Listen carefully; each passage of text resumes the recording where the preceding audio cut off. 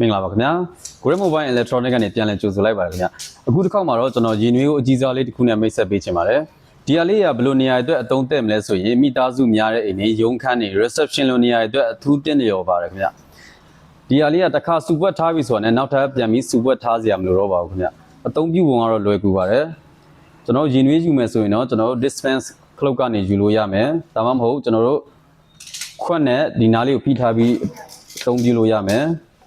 အကယ်၍များမီးပြတ်ခဲ့တယ်ဆိုရင်တော့ကျွန်တော်တို့ဒီຢာလေးကိုနှိပ်ပြီးမှယူလို့ရပါတယ်ဗျဒီနှစ်ခုစလုံးရဲ့ဝက်အားကတော့950ဝက်အသုံးပြုပေးထားတာတွေ့ရတယ်ကလေးငယ်တွေရှိတဲ့အိမ်အတွက်ဆိုရင်လည်းကျွန်တော်တို့ဒီကနေ off လုပ်ထားပြီဆိုတော့ရေနွေးမထွက်တော့ပါဘူးခင်ဗျဒီ Thermoport 5.8 လီတာရဲ့ဈေးနှုန်းကတော့9300ဖြစ်ပြီးဒီ Thermoport 4.8 လီတာရဲ့ဈေးနှုန်းကတော့6800နဲ့ Great Mobile Electronic မှာလာရောက်ဝယ်ယူအားပေးလို့ရပါတယ်ခင်ဗျာ